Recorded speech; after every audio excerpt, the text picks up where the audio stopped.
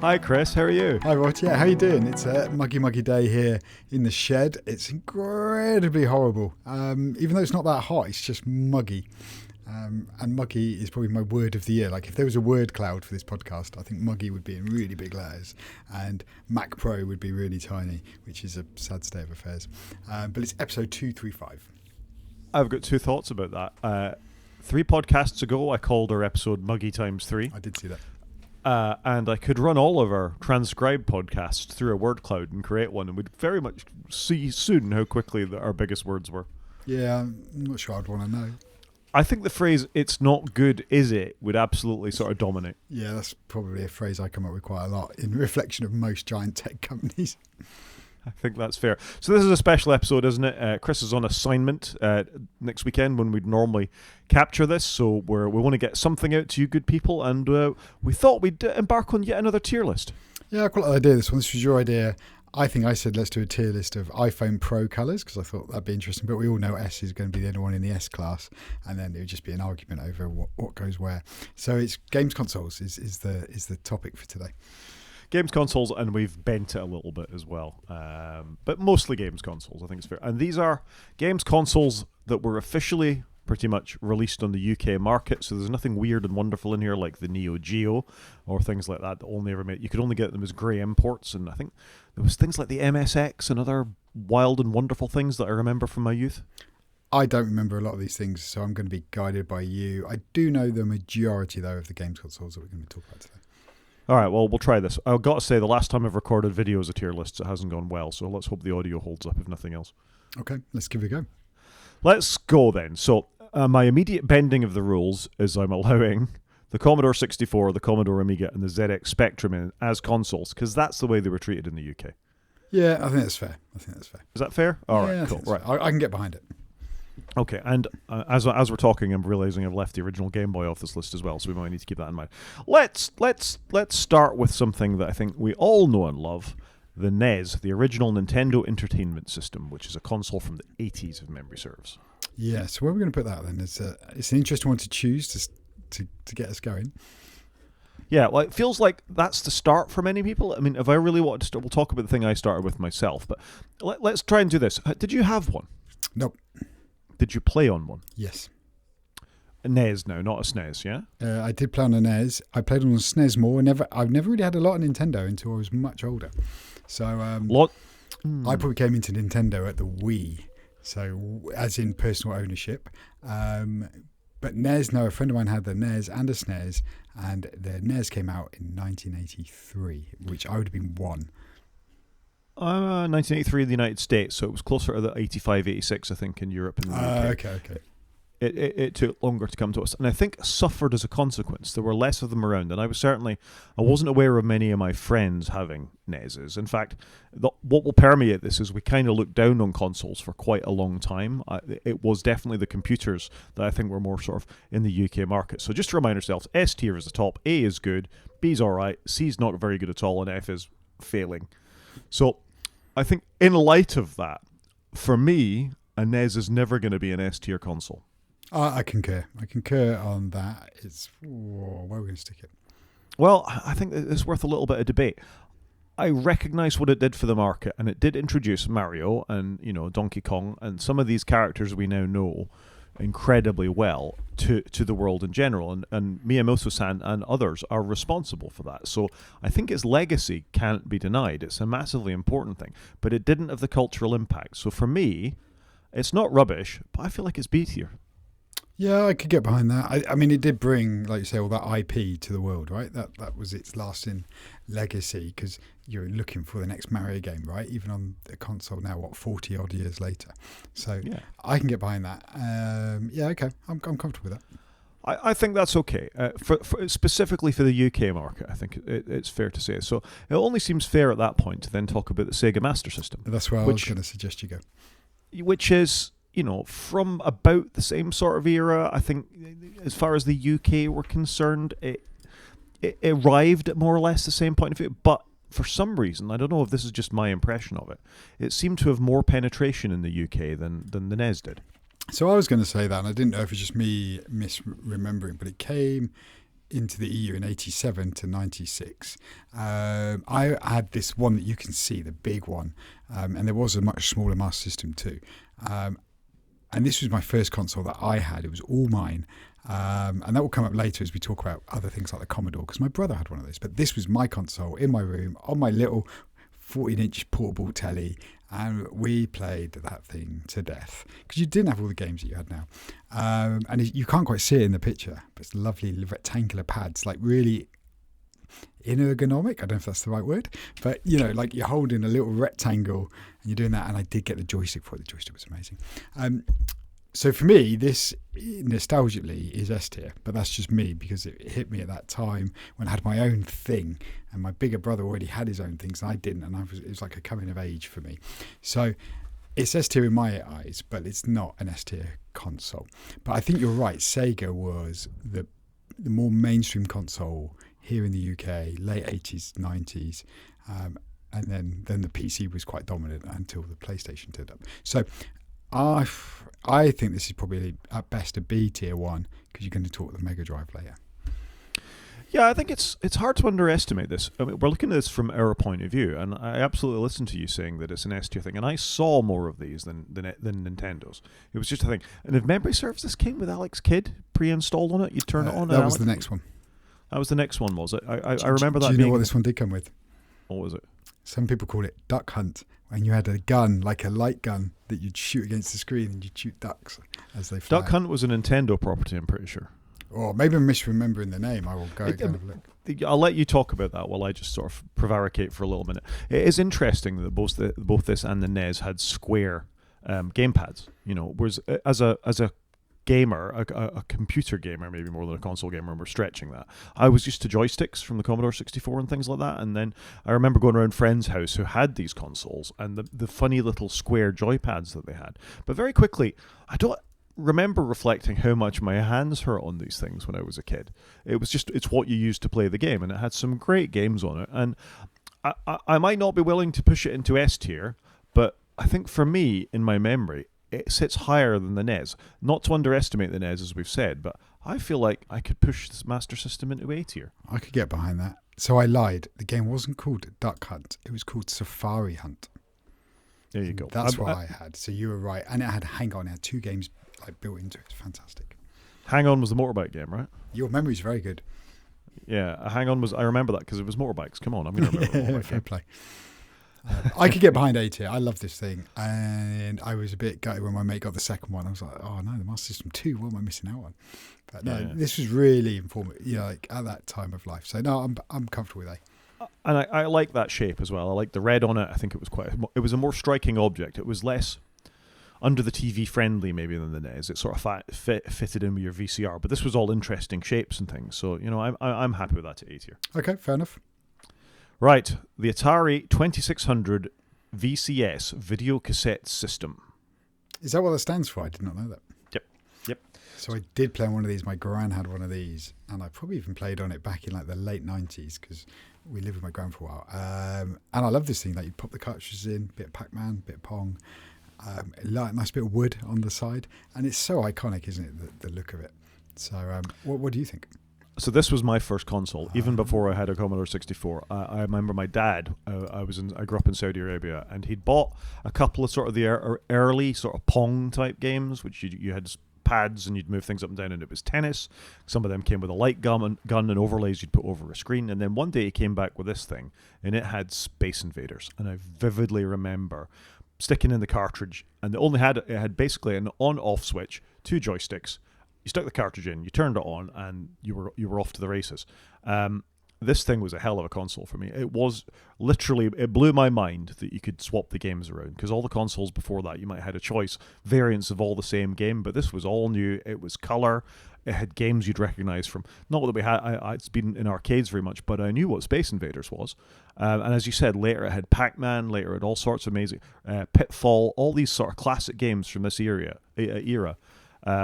It really stands out in my memory as being, well, for me it's S tier because it was my first console, but I'm cognizant that its sort of ongoing cultural impact may not have been as much as a Nintendo or a Sega. I think it's pretty up there. You've got to also remember this was the iconic joystick, this literal stick and one red button, and you waggled it, and like that's been the picture of a joystick for donkey's years to come. And I know we had all the 90s ones with all the buttons and all the bits, but I don't know, could it be S tier? It's got wood, it's got the iconic joystick, it had colour, like you say. It's A or S in my eyes. Atari were the computer games company. I mean, Nintendo and Sega were the cocky upstarts compared to Atari. Atari were the 400-pound gorilla in the room.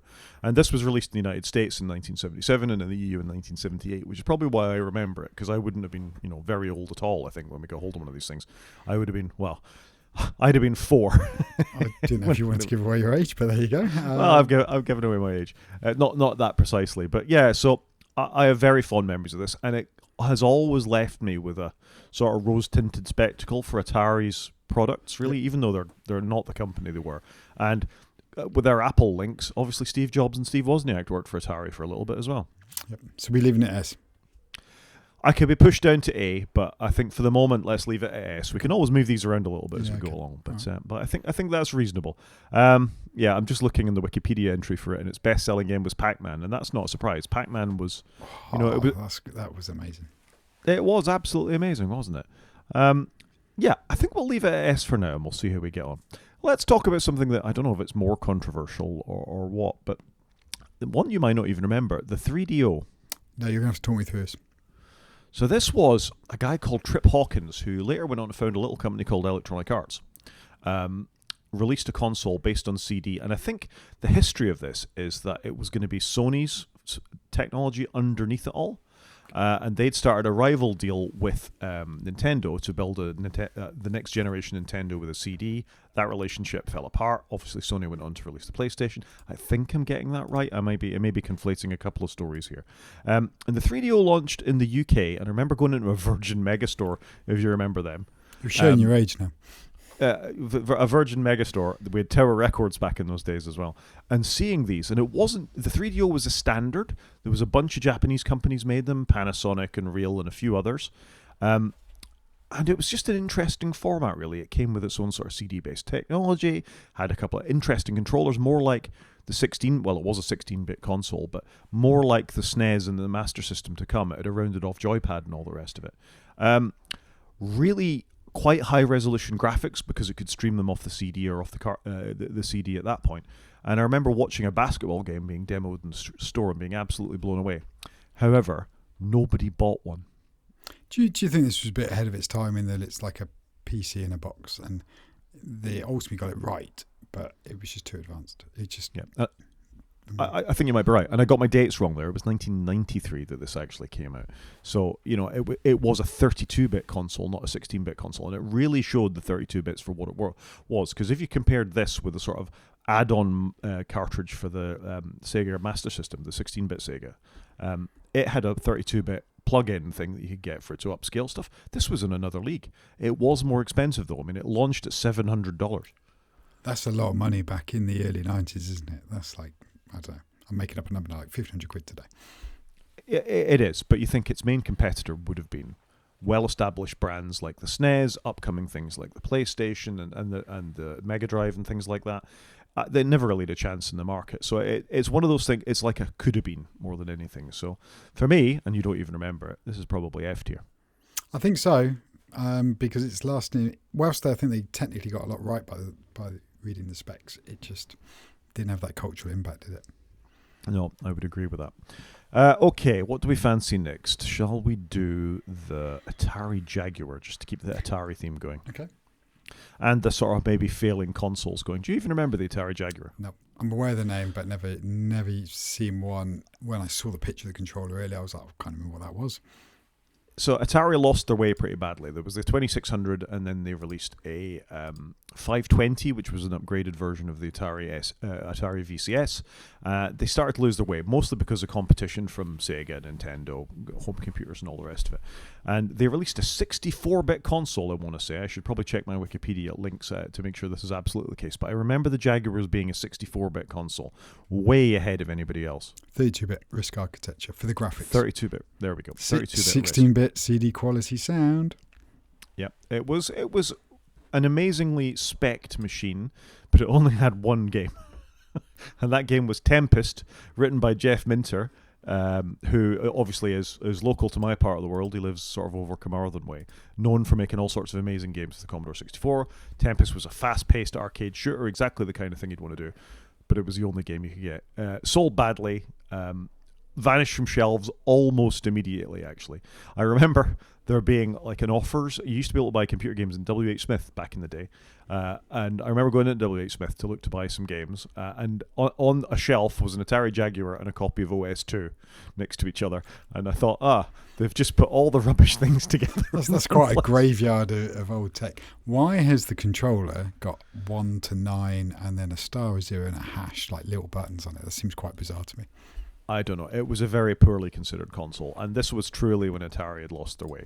We know they'd lost the fight. Obviously, the Atari ST was a well-made, quite successful home computer, but was smashed into nothingness by the Amiga and then the PC. And this sort of last gasp at console gaming, when you had such established players in the field, went nowhere. So, for me, the Atari Jaguar is F tier. Did you know it did have 3 different controllers? Like it got redesigned 3 times. Well, it got redesigned twice. The original being the third. So that was quite interesting. I did not know that. I mean, it's one of those things that it's sort of a historical thing. And again, I found my Wikipedia page now. It sold less than 150,000 units worldwide. That's not very good.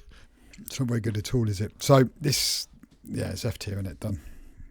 It's F tier. But as with the 3DO, it's sort of a noble effort, you know? I think I appreciate Atari for not giving up. Yep. No, I can get behind that.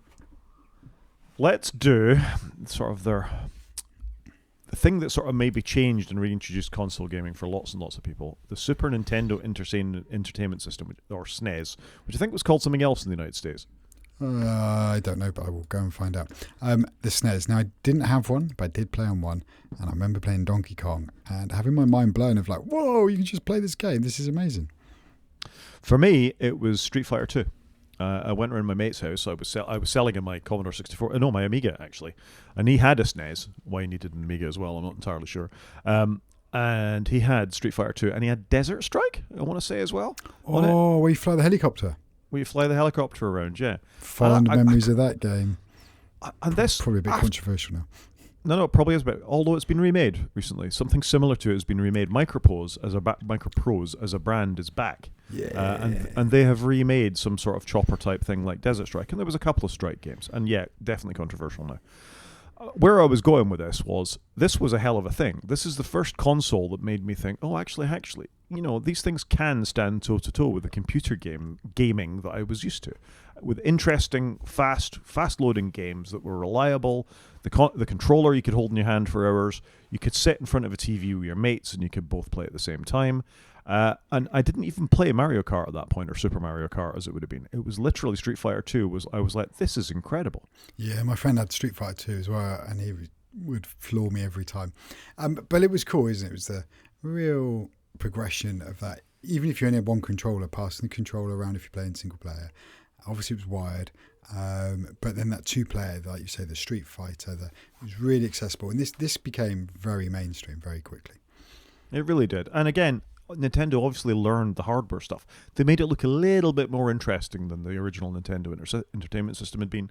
They sort of capitalized on that brand and that IP we talked about before, and really made it a thing. And a lot of living rooms in the UK and the United States, obviously for the United States, this was an amazing thing. Everybody had one of these. Whenever you hear American podcasters talk about consoles, what they're thinking of is the SNES.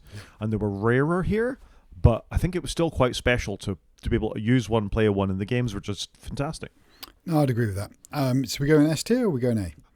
I think we're going S tier with the SNES. It feels like an S tier console to me. I mean, it was quite a monumental thing in its day. Yeah, and I think having been so harsh to the NES, it only feels fair, to give the SNES that sort of level of recognition. Okay, yeah, I'm behind that. Let's go. Let's stay on the Nintendo track and let's talk about the GameCube. Always wanted one of these. I've never had one. Do you even play on one? I played on one a little bit. But this was when I was heavily into PC gaming and programming, so it just wasn't really on my radar. But they always look cool. Like, who doesn't want a purple console with colourful buttons and some awesome Mario stuff? Yeah, there's a lot to be said about it. So if memory serves, this was a 64-bit console, I want to say. You think all the consoles are 64-bit? Well, this came out in 2001, right? So it's possible it was a 64. I think you might be right. it was post Nintendo 64, and Nintendo 64 was a 64-bit console, so it seems likely this would be a 64-bit console. Agreed. So this was, I mean, we're going to talk about the N64 in a minute anyway, but this was an attempt by Nintendo to recognize that discs were a thing now, not just cartridges. That to capitalize on the things that the N64 had done well, so 4 players all at the same time, and stick with their slightly odd and quirky controller designs. I know John Syracuse feels far more strongly about controllers than I do, but this was quirky. And I was an N64 owner. Again, we'll talk about that in a minute. And this left me cold. There was only one game that I sort of fancied for it, and that was Pikmin. And it felt like the world failed to support the GameCube. Yeah, it did struggle, didn't it? It was typical what we now know as Nintendo is have a hit, have a low, have a hit, have a low. And this was sadly the low point, but it shouldn't have been. But there was a lot of competition from everything else. But had some amazing games to it. But yeah, you're right. Just didn't, for whatever reason, just didn't seem to get the support that it should have had. It was purple, though. Sort of notable games, according to Wikipedia, it had LAN play, so you could do some internet type stuff with it. It had Phantasy Star Online. I remember Pikmin. And I think I played with one once, but I don't remember seeing any others in the wild other than that. Interestingly, it had a 32-bit power PC processor with it. Oh, there you go. I mean, there was a lot of PowerPC stuff at this time. I think it was sort of cheap to get them. Yeah, not a massive win for Nintendo, this one. It was the up-down thing. They were very much up against the various PlayStation generations by this point, and obviously the Saturn and others as well. And this just never really hit home, I don't think. It was a real sort of low point for Nintendo. So where are we going to put it? I'm feeling it's F tier or at best C tier, but it may be F tier. I'd say C. You'd say C. Because I think it did have us. Let's try it C and see where we end up. Well, we can maybe move it around, but it wasn't the success that the NES or the SNES was. It wasn't as bad as something like a 3DO or a Jaguar. People had to have at least heard of the GameCube. Agreed. So that's why I would go with C.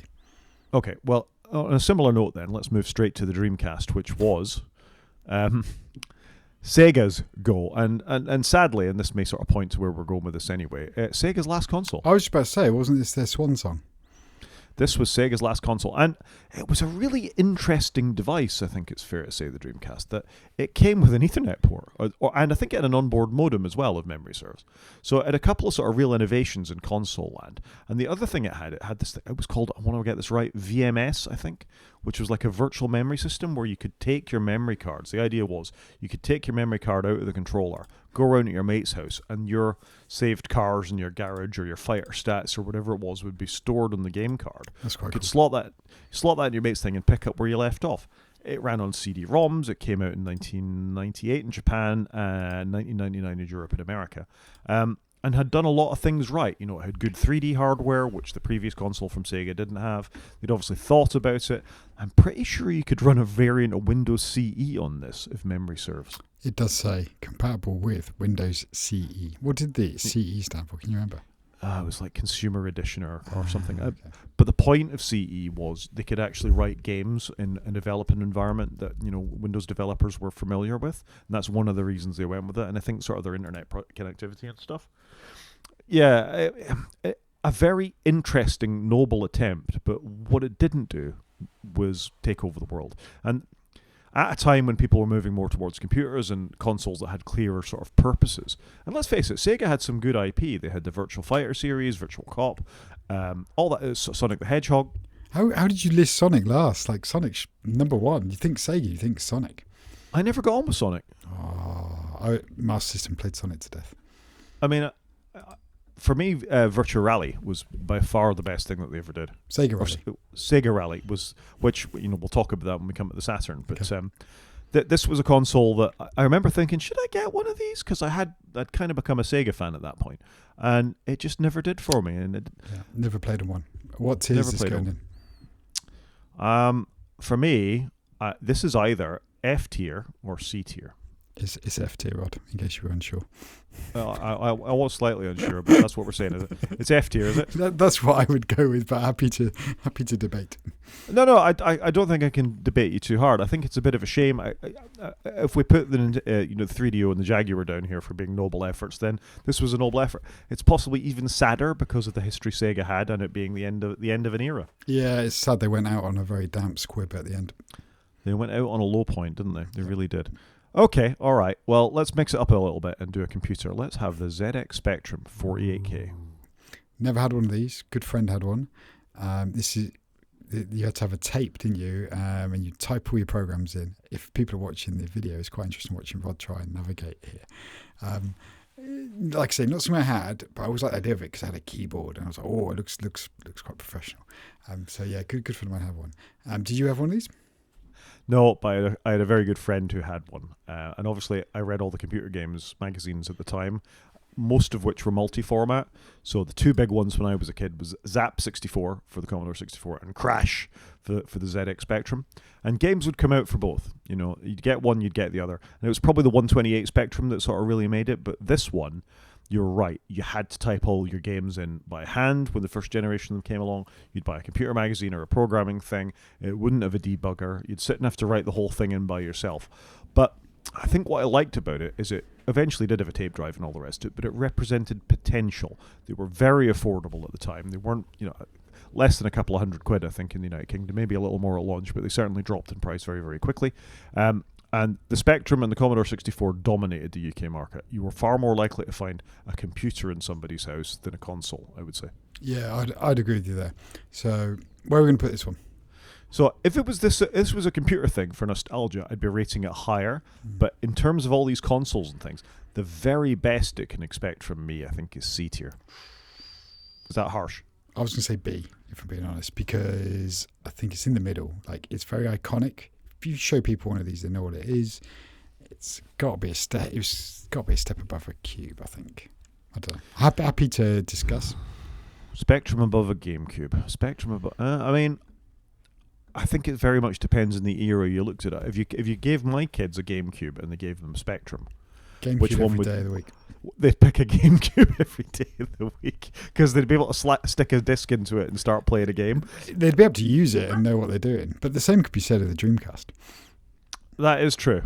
All right, I'll stick with you for now. We'll leave it in B tier for now. I think it's probably only fair to. What are we picking next thing, Chris? What's our next choice? I feel we need to get rid of something Xbox. Why don't we go with the Xbox, the original Xbox? I nearly said the Xbox One and then realised that was going to be a grave error. I'm really struggling to pick up these things on our tier list. I'll go with it. Come on, Xbox. There we go. Right. Okay. The original Xbox, the massive console that came out of left field from Microsoft. Literally a computer in a box. Literally, and I think it was an Apple computer in a box, basically, wasn't it? No, I thought the 360 was the PowerPC one. I'm pretty sure there was some form of PowerPC chip in this. I'll let you click on some of our Wikipedia links while I talk about the Xbox a minute. So the Xbox was famous for being Microsoft's first console. Nobody expected them to go into gaming. They obviously had a platform in which games could be produced on, and then suddenly they had a console with the most massive controller you've ever seen. I wouldn't have guessed this. Intel Pentium 3 in the box, 733 megahertz. I would not have guessed that either. The main thing for the Xbox, and the thing that probably kicked it off in console gaming history, was Halo. Halo 100%. Sold the Xbox.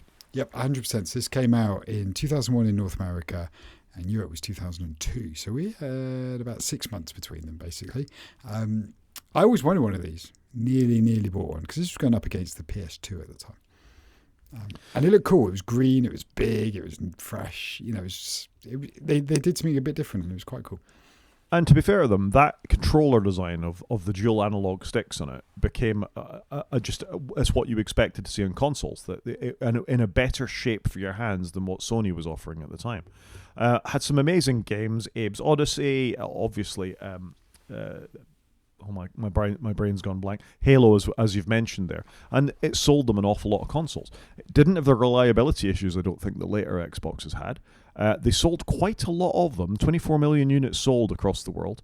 That's, by any metric, I think that's a success. However, I don't remember all that fondly, and I never had one myself. Never had one. Yeah, well, it was just a PC in a box. I lived with some people at university that had one. And did you know Bill Gates introduced it? So it's proper geeky introduction. So, and you could play DVDs on it, couldn't you? I forgot about that. So it was that whole era of when the game consoles became your media player, which when you're at university is kind of what you want, right? I thought this was quite cool. It's quite iconic. It's definitely not S tier in my opinion. It's not A tier, but it did launch that. I'd probably put it in B tier. That'd be my guess. I think controversial by Chris. Let's talk about this. I'm feeling it's more C tier. I think it absolutely got Microsoft into the console space, but they were very much relying on an established field of developers using an operating system that they had. I think later Xboxes were more successful at this. I don't think they had the dominance of a PlayStation. No, but they were new, weren't they? They were the challenger, the upstart. Yeah, they were, but and where we are now is neither here nor there. I don't think it's as iconic as a NES. I don't think it sits up there with that. Agreed. If there was a C.5 tier between B and C, I think I'd give it that. Again, let's have a quick review of these at the end to make sure we're happy with that. Jim, are you happy with me? Let's move to B. No, I think you should leave it in C next to the GameCube. I think it sits next to the GameCube. It's in B, and we'll move it down. If we do move it downwards, right? You can pick a second one. Go for it. What's next? Oh my lord above. It's tough. I think we should go with the Wii U.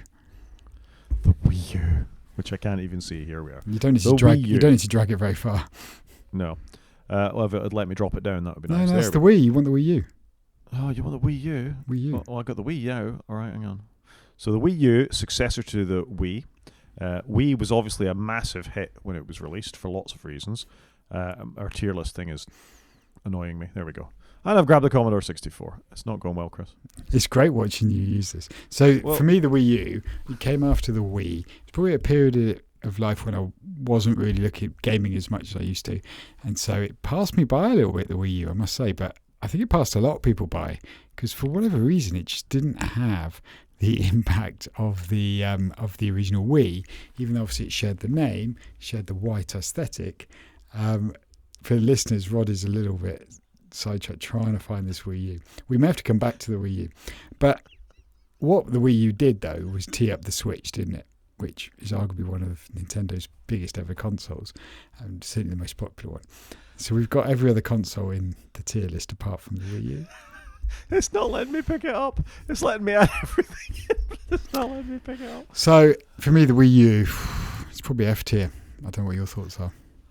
Right, so I had a Wii U. I'm one of those weird people who actually bought one. You're one of the 5. Wii, well, yeah, and I think I've still got it in a loft somewhere, in fact. So, it's not to say that it's... You're now one of the 2 that have kept it.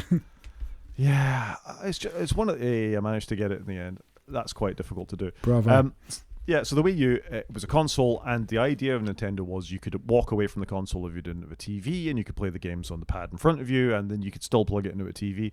It was basically a Switch before there was a Switch. It was a very odd halfway house between a Nintendo 60, between a Wii and a Switch. But if we hadn't have had that, we probably wouldn't have had the Switch.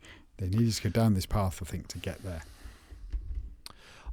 They might have done, but I think their execution was dreadful, and it wasn't a very well executed thing. It came with, I think it was the first console to come with Amiibo, the little characters you could buy with games, and you'd plot them on there, and you could put that physical thing into your virtual world. And my kids liked that when they were little. It was backwards compatible with the Wii, so the games worked with that. It used the same. You could have the Joy-Cons, although it had a slightly better. They weren't called Joy-Cons, were they? What were they called? The sort of motion joysticks that the Wii was famous for. They were Joy-Cons, weren't they? I don't know. We're both making the same noises. Anyway, I think it's F tier, would be my view. But I also think it's F tier, and that's where we're going to put it. And as if it'll let me pick up the Wii now, look at that. Let's do the Wii as we just talked about the Wii U. You might as well just chuck that straight in S tier. That console was amazing. Do you not remember unboxing a Wii? And I vividly remember this. My wife had somebody around to work with. They had to do some work that night, and I was meant to be cooking tea. On the day I got a Wii, and I literally unboxed the Wii, and I was playing with this thing. I was like, "This is amazing! Have you seen this? Like, I'm moving my hands, and the guy on the screen's moving his hands. Like, this is, and there's no cables. It was just it was one of those times that it was just magic. It was like when I got my first iPhone. It was just like, oh, I can just touch the screen and scroll through my photos. That's what the Wii U was to me. It was amazing. And it was at a time when I could afford it when it came out. It was probably the first time I actually bought something that everybody else was getting. And you played Wii Sports to death. Fantastic. Top drawer console. It was a very good console. I ordered one because I'd heard it was going to be big, and then I forgot all about it. And then on the day of release in the UK, somebody knocked at my door, and the postman handed me a Wii. The kids were either in nursery at school. What year did it come out, Chris? Have you got that handy? I'm a bit slow. Sorry, I was just too excited about it. No, that's fair enough that you were a bit slow. I think it came after the iPhone, though, right? Am I misremembering? Oh no, 2006, December 2006. Yeah, so just before the iPhone, really. Amazing console. So that actually launched 6 months before we saw the iPhone. What a time to be alive. I couldn't quite work out where to plug all the things in. I remember thinking, why has it got these wires? Why has it got this infrared bar? Oh, yeah, you have to have the infrared bar, and you have to say whether it was above or below the TV. You did.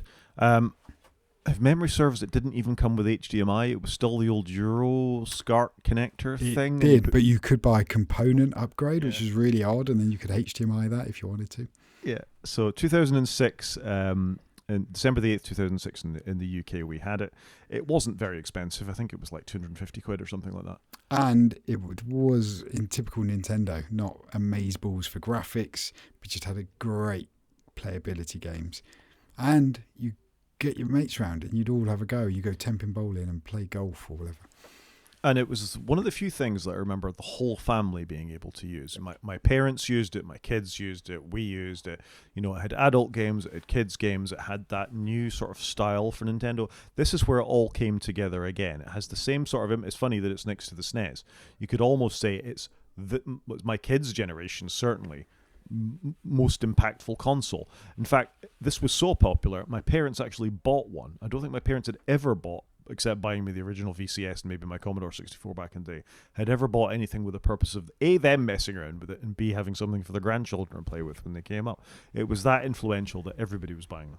I agree with you. And it had channels, you could install stuff on it. It was just a fantastic device. Loved it. So it's S tier. Done. I agree. It's S tier. 101 million units sold. I hacked mine in the end, and I got it to do game emulation. So I played some original NES and SNES and Master System games on it as well. Yeah, it was so cool. And they had the white aesthetic going on. Like, they really nailed it, didn't they? They did. Right. I'm going to try and pick up the Xbox 360. Ooh. Which I'm going to put up an S here, hopefully, for a minute. There we go. And then we're going to... it picks up the PlayStation. That's wonderful. They look quite similar, actually, when they're quite small. Do you know what I'm thinking about the Xbox 360? It's going to be controversial. I think it's going to be a high-scoring Xbox. You reckon? I'm not sure because of one good reason. And that reason is the Red Ring of Death. Okay, so that might bring it down. But at the time, this was an amazing device. Lots of people wanted it. And it really cemented Xbox as being the we're here kind of thing. Like, we did the one, as in the first one. Now we're here with the 360. It was a cool name. You could buy the sensor bar to go with it. Loads of people wanted one of these. And that was at the time when you were having a real quandary. Are you going Xbox or are you going PlayStation? Yeah, so this was... I mean, it was a massive hit, the 360. I remember I had a 360. I bought it from, I forget, the game shop that still exists in the UK. It was not GameStop, but it was like the British equivalent of GameStop. Just Game. Whoa. They went into administration this week. They did. Oh, did they? I did not know that. I bought one from there. I think I had, because I'd been buying games, I had some of their points or something. I got it for almost nothing. I traded something else in and I got an Xbox 360. I rushed back and I played a Call of Duty game. I forget which one. And I remember thinking, yep, this is it. I'm all over it again. I'm completely into my gaming. Xbox, the gamer network that worked and the achievements and everything that you got with the Xbox was just a terrific thing. So I'm kind of with you. I think it was a really, really good console. And is this the one that was PowerPC inside? Yes. Yeah. I think this was Microsoft's proper smash hit. If the Xbox is B or C tier, still to be decided, the 360 really knocked it out of the park for them, and it had a DVD drive. Lots of people took them to university with them to be able to watch their media on it or be able to play their games or whatever it was. It was just ubiquitous, really, the Xbox 360. I think it may get to A tier. I possibly could drop the original Xbox down a tier, but... I could be sold to S, but I'm feeling A for the Xbox 360. It's not S. Yeah, all right. It's fairly hallowed company up there at the moment. S is where the cream of the crop's sitting. It's not S. Yeah, so, I mean, interesting device, the Xbox 360. Only discontinued in 2016, despite it being released in 2005. It had a good old shelf life, didn't it? Feels like maybe they had that hanging around a little bit too long. Well, I think with all the Red Ring of Death, which was a major problem for the console, lots of people were reporting them almost straight away. You turn it on, it'd have a nice little sort of green Xbox ring that would complete on it to show that it was on. Some people would turn it on, Red Ring of Death. Yeah, and it had a name. Like, it's never good when your console has a name. Yeah, really not good at all. I'm just scrolling through some of the stats here. Yeah, just a really good console. I think it is the thing that cemented Microsoft as a console manufacturer as much as anything else. Yep. It was there. Right. It was there, and they hit the mainstream. Like I say, you picked your fork in the road. Xbox, PlayStation. I'm beginning to think for the next one, I'm just going to try and pick something up rather than we fight with all icons at the bottom. So let's just get what we get. Hey, Sega Saturn. Okay. Sega Saturn, Sega's first 16-bit console, possibly 32-bit console. I'm just making things up as I go along. I was going to say you shouldn't guess on the bits. I think that's what we've learned. I'm so distracted with trying to drag things onto the tier list that I'll let you fill in the technical details. You can say anything you want here. By the way, I know nothing about the Sega Saturn. Never. So I had one. It came down to a choice: was I going to buy a PlayStation or was I going to buy a Sega Saturn? And I went for the brand I knew because I knew Sega. I'd played things on them. Obviously, Desert Strike had left an impression on me, as had other things. But the thing that sold it to me was in the shop when I was going to decide which one I was going to buy. They had Sega Rally running, and I was absolutely captivated by Sega Rally. It just had sublime handling. The graphics were great. The unlockable cars, knocking milliseconds off your. It wasn't a lap because it was a rally stage, but off that rally stage was just incredible. That and Virtua Fighter 2, I think it would have been for. Myself and a couple of my flatmates just played it to death. My Saturn got the hell used out of it. It was terrific. However, I think I was the only person that thought that. Yeah, I haven't seen one of these. I didn't really know what it looked like. I thought it came out nearer the Dreamcast, but it came out in 95, so it's very much straight after the Mega Drive, I'm going to guess. This is going to probably be Sega's worst console, or joint worst, and be sit next to the Dreamcast in F, unless you think otherwise. For nostalgia's sake, I want to push it up a little bit. So they only sold 9.26 million units worldwide. The real sort of push of the Saturn was it shared some of the arcade chips as some of their actual arcade machines. So that's quite cool. You actually got faithful arcade renderings of the games. They looked the same and pretty much played the same as what you got in the arcades. So I have a lot of fondness for the Saturn, having had one. I don't think it's an F, but it's certainly no higher than a C to me. C it is then. Done. It could be in good done. Company next to the GameCube. There you go. So Sega and Nintendo's not quite their last generation one. It was definitely better than the Dreamcast, but yeah, there we go. Right. Oh, there you go. Look what I've picked up. The Amiga 500. Oh, no, maybe I haven't. Amiga 500. Again, not a device I've really used. So we were Atari ST in my house at this point. So a little bit over to you, but I have played on a few. Right, so the Amiga 500, for me, is absolutely S tier. Wow, okay. Just straight in Right, there. Boom, done. No, I'll explain why. So I was a Commodore person. I had a 64. I couldn't have imagined a better computer than that. And then I saw in some of the magazines that they were going to release a 16-bit version of it. It would look even more like a computer than the 64 did. But that was fine. And I remember firing it up the first time, and I think all it came with was a word processor called Excellence. And I was like, this is great. I can see what I'm typing. It was an almost what you see is what you get word processor, which was quite a big deal at the time. I had a mouse, a disk drive, yada yada. Disk drive in the side as well. And then I rifled through the other things I had with it, and I had another game called Star Glider. This was by a company called Rainbird Software. And I stuck in the disk and I fired it up, and the computer sang to me in English. It went I'm not going to sing, Star Glider from Rainbird, and it had 3D perspective, wireframe graphics, so like an Elite, but much faster, much smoother, very recognizable, and I was completely captivated that this could do that. And then I played a little game called Interceptor, which was the first proper flight simulator I remember playing that had sort of missions in it, and it was an amazing device, and particularly in the UK where our programming scene was huge. You know, I think the developers, again, like Jeff Minter, who lived in the UK, absolutely pushed this thing to its limits. I know it wasn't as big a hit as the Atari ST was in America. I know they didn't last that long, really, and didn't sell that many units particularly. 2.6 million is sort of the estimate. Nobody knows for sure. But for me, this was my console, really, growing up. For me, the Amiga will always be S tier, but I'm willing to be argued down, because it's not fair. It had that impact on me. I don't think it had that impact on the rest of the world. I don't know. They were really popular here, weren't they, in the UK? It's got to be up in A or S because it was so popular, very iconic, and it was that blend of console versus PC kind of look. But we didn't really know back then where we were heading, right? It's only really in the last 20 years that everything's actually settled down quite a lot. And you could say by the quality of the games that they were very, very close to what the better consoles were doing at the time. So I think you've talked me down as you've been talking. I think it's A tier. It's not S tier. It's not up there with some of those sort of really well-known things, but it's definitely an A tier device. Not a console, but close enough. Quite expensive would be the thing that would be holding it back. Yeah. Okay. All right. Done. The Nintendo Switch.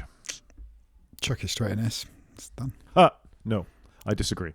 I think it's a good console. I don't think for me it hits the heights of the Wii. Do you not think though this has been a phenomenon? I hate to think how many units they've sold. Like everybody's got one. It had an amazing run, even up to the 2 coming out. It was still flying off the shelves. It was amazing. Like, I can dock it, and it was Nintendo back to form. I don't know. I think it's crazy, and they discontinued it. Well, I don't know how this works in the EU in February 2027, but we're not in February 2027 yet, so I'm not sure if Wiki's quite right there. They've obviously announced that it's going to... Don't get me wrong, I think it's a very successful console. I don't think it has the depth of games of something like a Nintendo or of a Wii, or even an Amiga 500, frankly. A lot of them were established IPs. If you take something like It's Mario Kart, it was just a recycled Mario Kart from the Wii U. So, yeah, it got a lot of mindshare, but I also think it was quite cheap. It was quite portable. I think it's absolutely a successful console, but I don't think it has the market impact of something like a Wii, where you had the novelty of the Joy-Cons or whatever they were called, or the shiny IP that the SNES had. I think you mean the Wiimote. They were Wiimotes. The Wiimote. Well, that was the long thing bit, and you could then plug the nunchuck in the side of it. Joy-Cons. It brought Joy-Cons. It brought docking your console to your TV.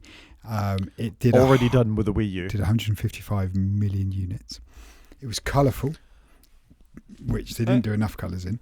And you're right, though. Early doors, there was nothing out for it. It was Mario Kart and maybe Zelda. Did bring Zelda, which was quite phenomenal. Yeah, sure. There was a couple of good games, but I think it should have been more for the amount of units sold. I think it should have been a bigger deal than it was. Don't get me wrong, I understand, and it served a purpose really well. A couple of really good games in it. It's no lower than A tier. It's absolutely an A tier console, but I don't think it's quite as impactful as the original Wii or the SNES or the Atari 2600. It didn't change the market in the way that those consoles did. Brought handout consoles to the masses. You can talk me up. We're putting it in A for now. Let's go with A. Okay, what are we getting next from my random hand here? PlayStation 5. So PS5 came out after the pandemic. About 5 years ago now, yeah. Super amazing chip. Seems to be going on forever. No amazing games on it. Lots of shared properties. Just, it's a good console like mine, but just not that exciting. It's a B tier product. Wow, that's a hot take right there. So 93 million units sold. Comes with a Blu-ray player, HD player, sort of very much followed the PlayStation 4 that had come before it from that point of view. Who's watching Blu-rays? Nobody's watching Blu-rays. Very large. The original model, very, very large. Took up a lot of space on your TV. Very expensive, only more so now. It came out in 2020. Yeah, I remember getting it. I got it the day it came out. Again, a bit like you, I delivered it. I wasn't sure if it was going to come because the company did zero engagement with me to say it was being shipped. It was cool, but it just wasn't anything out for it. It just wasn't that exciting. I think there's lots of good games, but the current generation of computers, consoles, and everything are really hard to differentiate between. If you release something on Xbox, the chances are it's out on PS5, the chances are it's out on PC. Even when there are still the odd sort of IPs that belong to those franchises. It's really much of a muchness these days, and I still play my PlayStation 5 maybe once a week, but it's not a very special thing. It was just evolution, not revolution. So, what was your tier for the PS5? I think I said B. You said B. Yeah, I think that's probably fair. It feels a bit harsh to the PlayStation 5, but it's just not the most special thing in the world, is it? No, not at all. Sadly. Yeah, I mean, if you've been talking it up into C tier, I think I might have pushed back a little bit. It's better than C tier, but yeah, I think it belongs to B. It's all right. It's all right. I mean, the test for a lot of modern things is, would you buy another one if it broke? I'd be less fussed. Interesting. I think I would be these days too. I mean, we talk about Gran Turismo an awful lot on this podcast, but even then, you're like, nah, wouldn't buy another one. I've played it to death, though, haven't I? Nintendo Switch 2. Oh, C tier, isn't it? It's like the Switch, but less colourful, less. It's just a bit. Nah. When's the last time you turned yours on? No, I'd turn it on a lot longer, but I haven't really played anything. I have replayed some classic games on it because it is good for a classic shoot 'em up like Quake or something.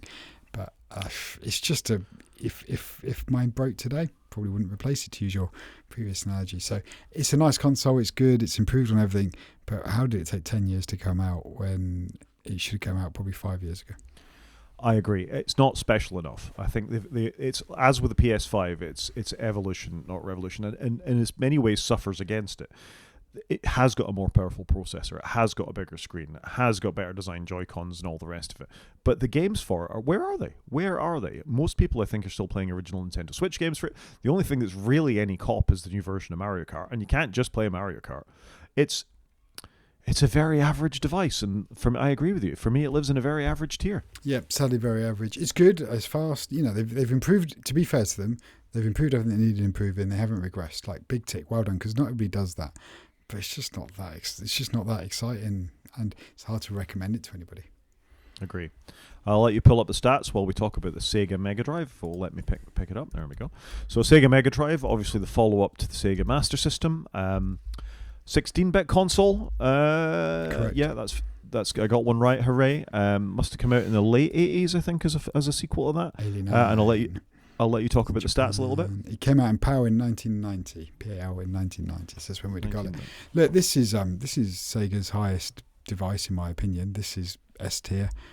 I never had one, but boy did I want one. Like, you go around your mate's house, you saw Sonic on this. It was like, yes. Why doesn't mine look that good on my Master System? This was amazing. It's a great device. This was probably peak Sega device. If you think back to Sega, you think back to Sonic the Hedgehog, you think of Sega, you think of this device. This is the one.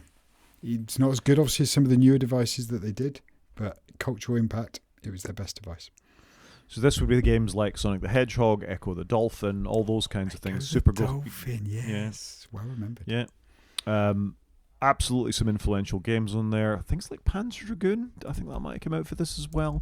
That might have been the console that came after it, actually, rather than this. But yeah, Mega Drive, great console, well remembered. I think it absolutely has to live in the same sort of tier as SNES. If I was being super picky with myself, I think the SNES actually had a little bit more mind share than the Master System, surely because of Mario Kart 64 and a couple of the Mario games, but they were neck and neck at this point, so I think they've got to live in the same tier. Yeah, I'm on board with that. So 10 essential Mega Drive games. Here you go. Sonic the Hedgehog, Streets of Rage 2, Gunstar Heroes, haven't heard of that, Phantasy Star 4, Golden Axe, Earthworm Jim, Aladdin, Thunder Force 4, Shining Force, and NBA Jam. Wow. Yeah, there were some good games there. A couple of good games there. Again, I think I'd be giving it A.5 rather than S, but as there is no A.5, I think... Yeah, probably what we should do is move the Master System down to B and put the Mega Drive in A. Move the Master System down to B and put the Mega Drive in A. I don't think that's fair. I think that's right. Yeah. All right. Okay. Well, if it'll let me do this, and I know I'm proving tier list challenge. Is that why you didn't think it was fair because you thought it might not work? I've got to move things. It might break everything. Right. I'm going to try and pick up the Commodore 64. So another home computer released in the early 80s, very late 70s, early 80s. An 8-bit computer that you could do your own programming on. Unlike the Spectrum, though, it had a cartridge port. You could plug in a disk drive, and you could plug in a tape drive.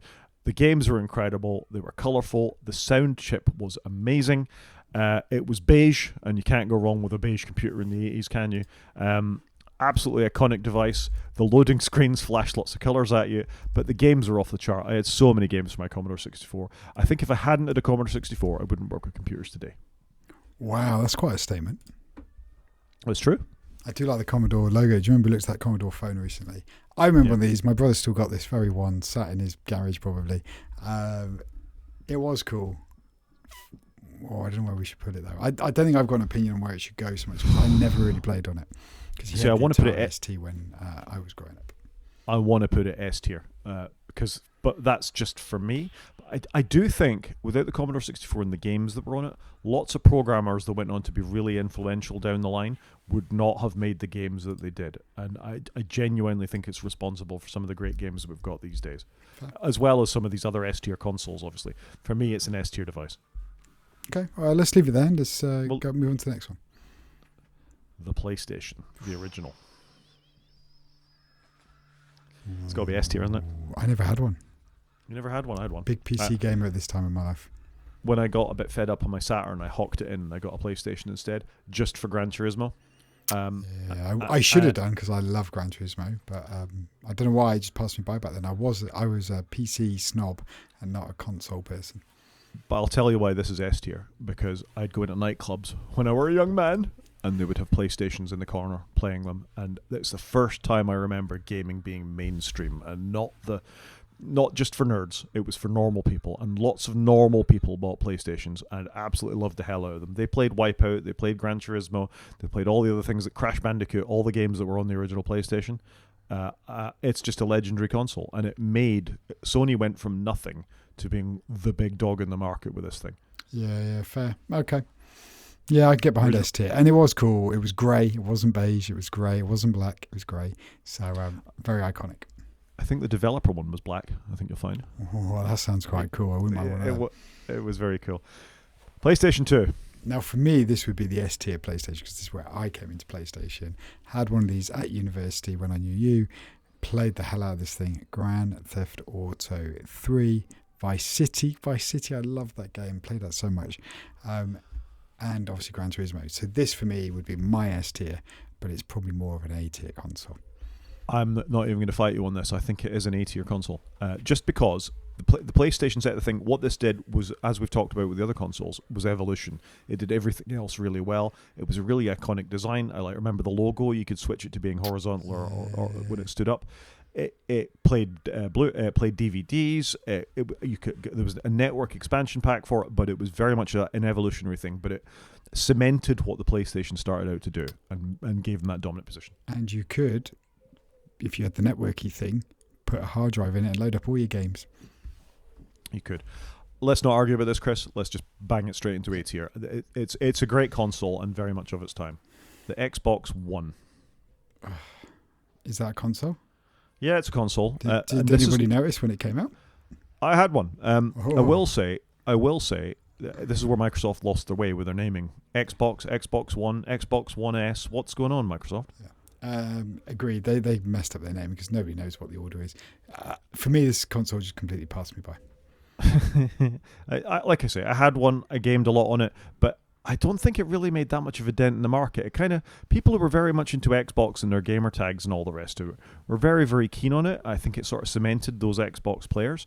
It certainly didn't cost them anything, but I felt like they lost a bit of market share towards Sony at this point. This is the one that came out with the Kinect, if you remember the Kinect. So it was Microsoft trying to copy Nintendo's motion stuff. And lots of medical people bought Kinects because it was quite interesting because you could track people's skeletons, but you didn't get any decent games for them. So for me, this might be a B or C tier console. It's C. Okay. If this console didn't exist, the world would have been fine. All right, let's do the Series X while we're at it. And I don't think we need to have a very long conversation about this. It's the current generation of Xbox consoles. It does nothing badly. It comes in a low-tier version, the Series S, which you and I both had, and a high-tier version, the Xbox Series X. This might be the console that killed Microsoft because of their Games Pass and the way that they work with it. Yeah, you might be right there. But again, do you see many of these? I never see any of them. Well, they're quite hard to get hold of these days. If you still had a second-hand Series S, you should be selling it on. You'd be making some cash because of the memory inside of them. I don't think it's a bad device. I think it does everything very well. It's got 4K gaming. It can move pixels around a lot. But if you think we put the Sony PlayStation 5 in B tier, this can be no higher than that. It's the 5s. I'd say this is C. C tier for a 4K console that can do all the things it can do. That's harsh, Chris. Are you rushing out to buy one? No. There you go. Okay, done. PlayStation 4. This whole generation did skip me by. If I'm being honest, I had a 3, I've had a 5, but I missed the 4 because I had a young family and just didn't have time to play games.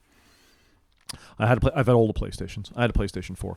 I think about it quite fondly. It was quite an interesting shape, that sort of wedge shape. I liked it so much. I bought a PS4 Pro. I did a lot of gaming on this thing, so it brought me back to Battlefield and Call of Duty and things like that. They got the controller right. The rumble was good on it. They weren't as fragile as the current generation of PS5 controllers. I think it's a good, solid console. You know, did everything very well. Lasted a very long time. Was in the market ages. Not as flashy as a PS5, but doesn't have the heat or noise things that came along with the PS5 either, for that matter. Super popular. Yeah. I feel like it's A or B tier. It's B. It's B. Okay. No further debate about that. It's not PS2 though, is it? And neither's a PS3, which we're going to talk about next. I'm going to sink this pretty quickly. It was a fat boy. I think there's no other way to talk about it. But it did have the Spider-Man font. It did have the Spider-Man font. It was too big. It didn't sit nicely under it. It was this weird sort of glossy piano black as well that sort of marked and scratched. Again, not a bad device. It didn't have the failures that the Xbox One or any of those Red Rings of Death or anything, as far as I remember. It was all right. I played some decent games on it, but I don't think it's as good as a PS4. I think a best B tier. I was going to say C. C or B. See, it is. I'm not even going to argue with that. I think, yeah, if this console didn't exist and we'd gone straight from PS2 to PS4, we wouldn't have cared. Yeah, fine. I would concur with that. It was a very odd-shaped machine, like you say. And not that performant to really be worth it, and super noisy. Yep, true. The Nintendo 64. Never owned one, but boy did I want one. And it's got to be S tier, right? Like Nintendo knocks out the park here. So, in a guilty admission, my first wage check, when I got my first proper job, I went and spanked it all on the Nintendo 64. Just in a oneer. Just in a oneer. Boom. It was just gone. That was pretty much my wage check gone. So, released June 23rd, 1996, which actually lines up with my chronology perfectly, actually. It can't have been out very long when I went and bought one of these things. They sold 32.93 million units. You had to buy... Super Mario 64 with it, because it was the game. It was proper 3D gaming brought to console, I think, for the first time. It looked fantastic. It played wonderfully. And I thought I played it to death. I wasn't very good at it, but I played it to death, Mario in 3D. It obviously had Mario Kart 64, which was terrific. And for me, Wave Race 64, which had the best, most accurately simulated water I'd ever seen in a game anywhere. Proper transparencies and opacities. You had races with bigger waves. And GoldenEye 64. Yeah, GoldenEye's the game, isn't it? Like, that was the one like everybody looks to. Yeah, I'm on board with that, I think. I always wanted it, and you could plug 4 controllers in. Was it one of the first consoles to take 4 controllers? Like, it was just very well designed and typical Nintendo. Massive peak. Then we're going to have the dip of the Cube. Then we're going to have the peak of the Wii, the dip of the Wii U. So they were right on their cadence here. And they actually kind of made 64 bits exciting for people, because nobody knew what 64-bit was before this. So it did that as well. This is a great console to finish on, because it's got the perfect storm. It's got revolution, and then they moved to a whole new chipset. They allowed people to see incredible graphics on their TVs, not just on their computers, but the game was there. The games were there. They had a solid release schedule of good games that came out frequently. It ran cool. The games loaded instantly. It had a quirky controller, which was a really important thing for Nintendo for a while. The sort of 3-pin controller. I had 4 of these. I used to play Star Fox 64, not a great game, but GoldenEye 64, terrific game, and Mario Kart 64, great game. This made parties. You know, my mates would come around and we're going to go to the pub and we're going to do this and that, and we'd sit around playing GoldenEye 64 all day, every day. Yeah. Terrific console, really made an impact in the market and cemented in my head Nintendo as being a brand that I would buy their consoles. And with the exception of the GameCube, I did. It's amazing you missed out the GameCube, but yeah, I'd agree with you here. Look, what a lineup we got there in our S tier. I think we've done pretty well there with that, actually. That feels fair. Yeah, I think I'm happy with that. Yeah, I'm happy with that. I think we've ended in the right place. Brilliant. I think we can call that a show, Chris. I think so. So there you go. That was our tier list. If anyone wants to get in contact with us, Rod is at g5maniac@mastodon.scot. I'm at _CJP at mastodon.social. You can watch on YouTube by going to the website and clicking on the YouTube link, or you can drop us an email at wakefromsleep@protonmail.com. Talk to you next week, Chris. Cheers, Rod.